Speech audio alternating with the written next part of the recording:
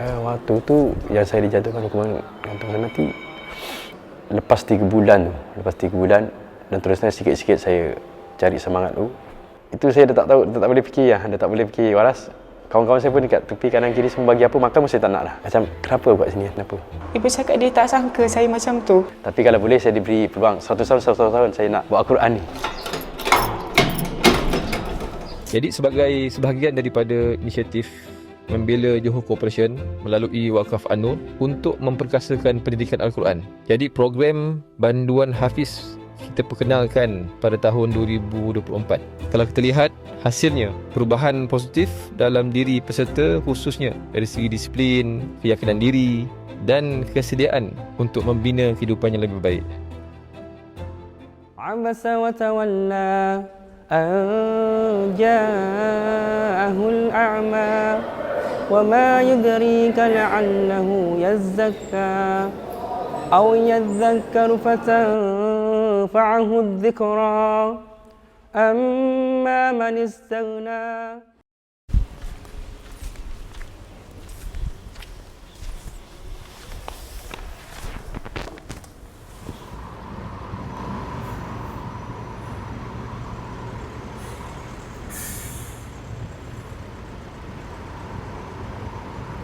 Punca saya masuk dalam sini, saya masuk remaja. Saya masih di dalam dunia remaja. Remaja ni kita lalai. Jauh sekali dengan nak dekat dengan diri Allah, jauh lah. Dan saya banyak terjebak dengan macam-macam isi dunia ni. Kalau kita muda ni nak tahu, senantiasa nak tahu apa isi dunia ni. Dan macam-macam saya terjebak.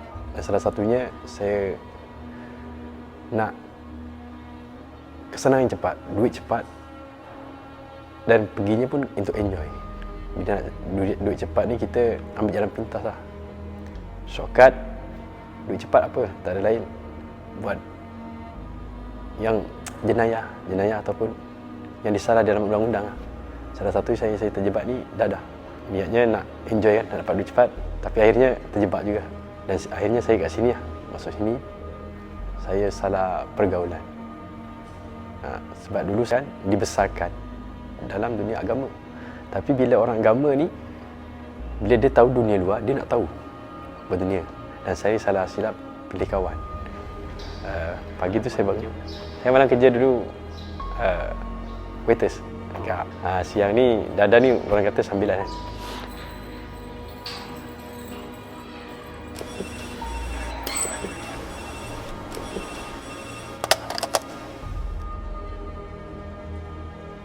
Saya bermula daripada keluarga yang berpecah belah waktu saya kecil. Kedua bapa saya bercerai selepas pergaturan yang sangat besar. Jadi saya dibesarkan dengan nenek. Pada waktu itu, nenek buat keputusan untuk hantar saya ke seorang asrama. Jadi saya duduk di asrama selama setahun. Dan ibu saya kembali mengambil saya lah. Dan saya duduk dengan ibu. Tapi waktu tu, saya dah jadi seperti seorang budak yang tidak mendengar kata dan sangat memberontak. Apa yang ibu tak suka, saya akan lakukan. Apa yang ibu tak bagi, saya mesti nak buat. Dan akhirnya, masa umur saya 15 tahun, saya ambil keputusan untuk lari rumah dan duduk seorang diri di Shah Alam. Waktu saya 18 tahun, saya pulang ke Kota Tinggi, ke tempat ibu saya. Tapi saya masih tak duduk dengan ibu saya lah. Saya duduk sendiri. So, waktu itu, saya kenal dengan suami saya dan kami berkahwin. Waktu kami berkahwin tu, sebenarnya saya dah tahu yang suami saya ni seorang yang menjual dadah dan mengisap dadah. Tapi saya, waktu tu, saya tak tahu kenapa saya fikir macam benda tu okey je. Saya okey je dengan benda tu. Dan dalam masa yang sama, saya pun belajar. Saya belajar kenali dadah, saya belajar mengisap dadah, jual dadah. Saya gunakan duit hasil dadah tu yang saya rasa benda tu normal je, tapi hakikatnya benda tu tak betul. Sampai pada suatu malam tu, saya rasa susah hati, saya rasa macam serabut.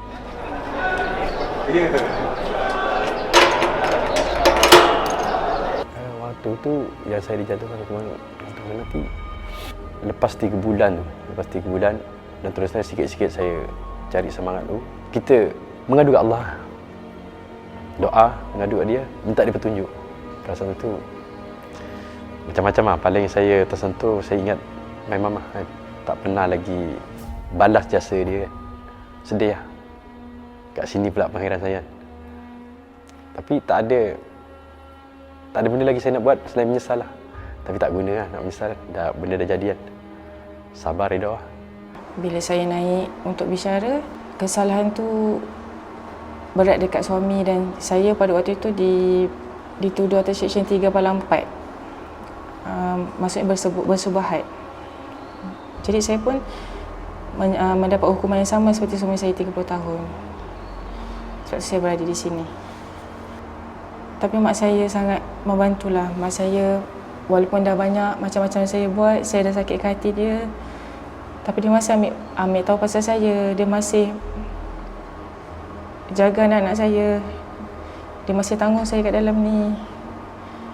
Saya rasa bersalah sangat kerana dosa-dosa dan kesalahan saya buat, ibu saya yang kena tanggung. Dia suruh saya sabar, dia janji dia akan tolong saya. Dan dia cakap, dia tak bagi saya fikir apa. Dia suruh saya sabar, jalan je dulu dalam ni. Sebab masa tu ibu masih berfikir yang saya masih ada harapan. Sebab saya dekat remand, so ibu hayakan saya lawyer. Tapi rupanya bila jalan kes tu berat kat kami. So saya kalah waktu tu. Jadi bila saya dah jatuh hukum kat sini, ibu masih tak putus asa. Ibu masih carikan saya lawyer untuk kurangkan hukuman saya.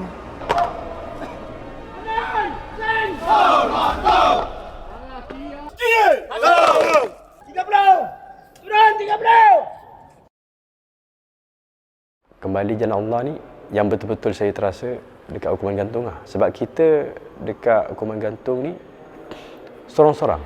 Macam kita dengan Allah saja. Macam kita dalam kubur lah. Kalau matikan bilik lampu, memang betul-betul macam kita kat kubur. Kita dengan Allah je.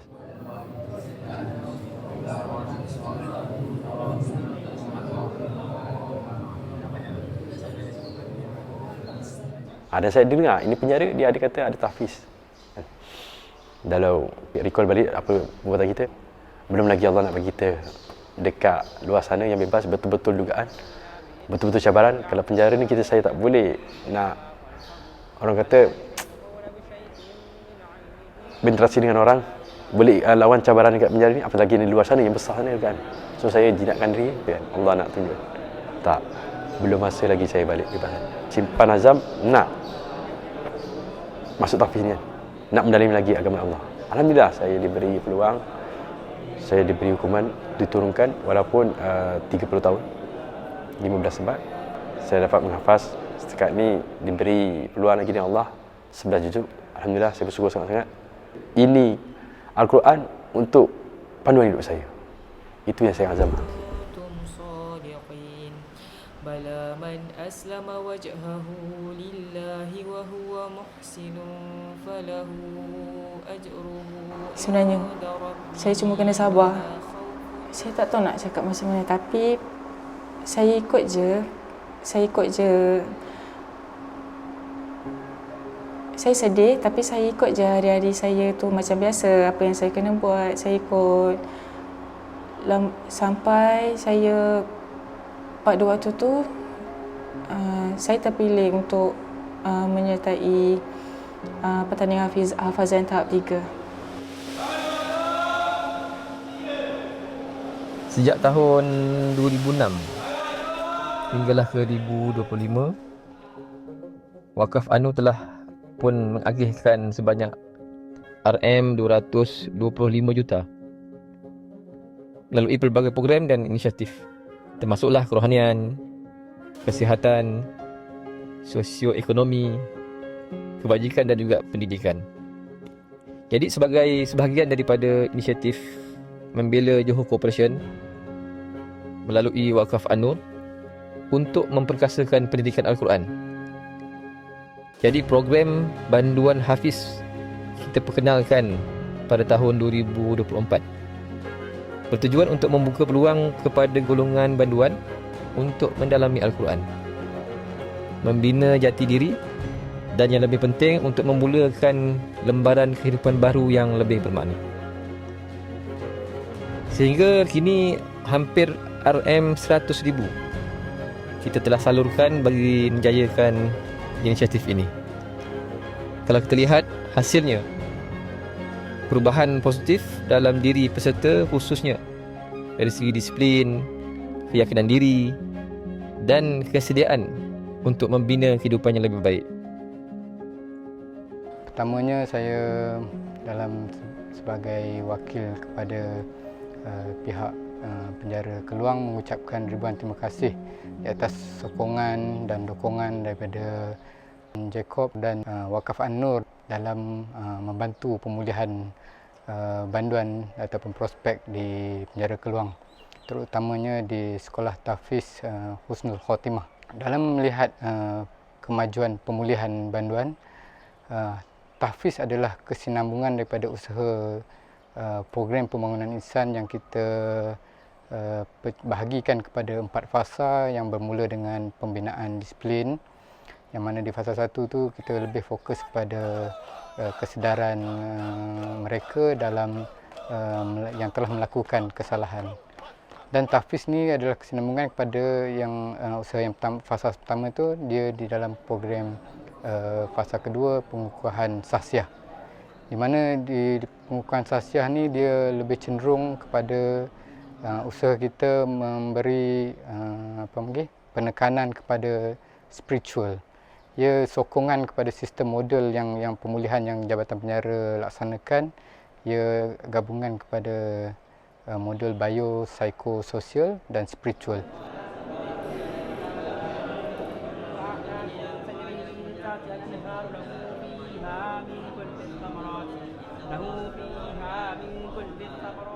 Pun kita fikir, kita nak dapat tahap menghafal ni, ataupun kita nak boleh dalam kiraan lah, dari 1-10, mesti kita belajar dari 1 dulu. Nak membaca dari A baru Z, pengujuan. Okay, menghafal ni, kita kena belajar dulu huruf Al-Quran. Baca, bagi lancar, baru boleh menghafal. Daripada BA, saya dah baca dah. Hari-hari saya jinakkan di proses nak menghafal. Menghafal, banyak benda kita kena jaga. Rutin harian saya lain beza dengan saya sebelum saya berjumpa dengan Al-Quran, Okay, kalau daripada Al-Quran ni, pagi bangun saya pukul 4 lah. Pukul 4. Kalau dulu pukul 4 kat luar, belum tidur lagi. Tapi kita sekarang Allah ubah kan. Ini yang saya nampak sekarang. Ala mulki Sulaiman wa ma kafara Sulaiman wala. Kami punya rutin harian pukul 7.30 tu kami master, dan pukul 8 pegawai akan ambil saya untuk pergi ke tahfiz lah. Jadi daripada awal pagi, daripada pagi sehingga pukul 10.30, Ustazah akan tasmik kami untuk dengar hafalan yang baru. Okey, selepas tu kami akan buat ulangan. Okey, contoh macam kalau saya dah hafal sampai 7 juzuk, jadi selepas tu saya buat ulangan daripada juzuk 1 sampai juzuk 7. Lepas tu petang tu saya akan baca hafalan yang baru untuk saya hantar esok. Awal-awal saya masuk sini agak shock jugalah, kerana ada yang menghafal tapi tak ingat apa yang dia hafal. Itu satu benda yang buruk lah. Okay? Sebab kewajipan seorang yang menghafal Al-Quran adalah ingat, bukannya menghafal. Okay? Jadi bila saya bawa tu untuk membiasakan mereka ke sistem itu, agak mengambil masa dalam 6-7 bulan jugalah baru mereka selesa dengan sistem yang saya bawa. Cabaran dia mungkin dia tak samalah dengan sekolah-sekolah di luar sana lah untuk tahfiz lah. Okay, kat tahfiz luar mungkin dia ada umur dia daripada lingkungan 13 ke 17 kan. Jadi kat sini maklum kat sini prospek, jadi umur dia daripada 19 ke atas. Okay. Cabaran dia mungkin daripada kita nak mengenal kemampuan seorang pelajar tu macam mana.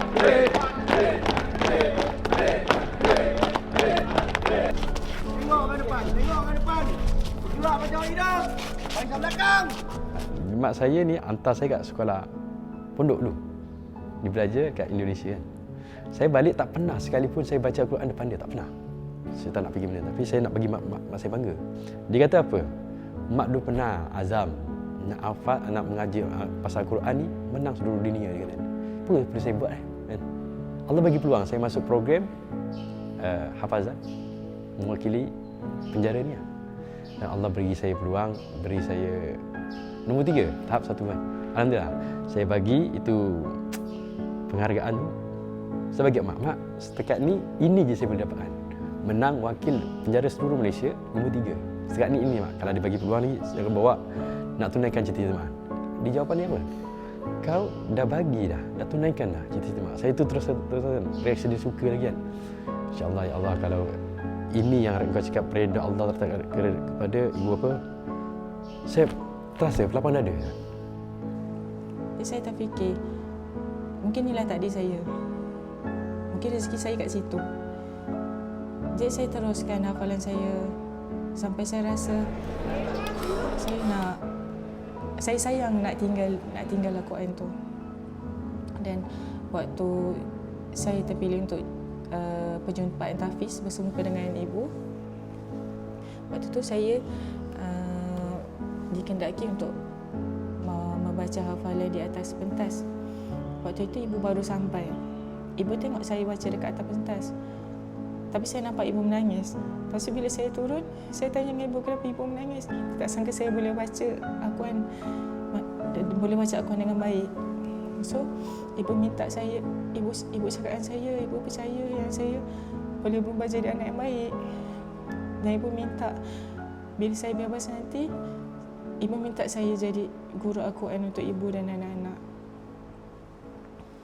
Sejak penubuhan sekolah tahfiz di penjara Keluang ni pada tahun 2013 sehingga 2026 kita ada 449 banduan. Yang terkini kita ada 36 lah pada tahun 2026 ni, yang mana 29 adalah prospek lelaki dan 7 adalah prospek wanita.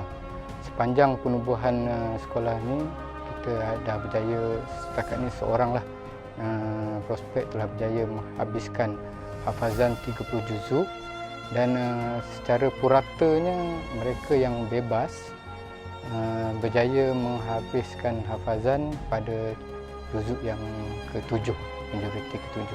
Saya sendiri pun hafiz Quran. Jadi kami tahu bagaimana susahnya untuk menghafaz Quran. So bila kita lihat perubahan sikap dan semangat peserta untuk mendekatkan diri kepada Al-Quran adalah satu perkara yang sangat menyentuh hati lah. Sebagai salah satu inisiatif membina dan membela Johor Corporation dan melalui Wakaf An-Nur Corporation Berhad, program ini tercetus daripada hasrat untuk memberi peluang kedua kepada banduan melalui pendidikan Al-Quran. Kami percaya Al-Quran mampu membentuk akhlak, memberi ketenangan jiwa dan asas perubahan diri ke arah kehidupan lebih baik.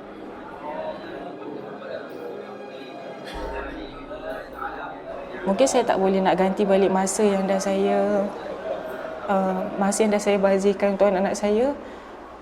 Tapi saya janji bila saya balik nanti, saya dapat bagikan diorang, saya dapat jadi ibu yang baik, anak yang baik. Kalau saya ditakdirkan, jangan cakap besok. Selepas ni saya mati, saya akan bawa Quran kepada Allah. Macam orang mabuk kalau orang jalan. Apa ayat tu? Dia kata, mak, bapak sendiri-sendiri, nafsi-nafsi orang kata. Anak pun tak pergi bapak, tak pergi mak, mak pun tak pergi anak. Tak boleh bayangkan. Sedangkan sekarang ni, seburuk-buruk mak ayah ni, dia akan sayang kepada anaknya. Tapi saya tak boleh bayangkan benda tu. عبس وتولى أن جاءه الأعمى وما يدريك لعله يزكى أو يذكر فتنفعه الذكرى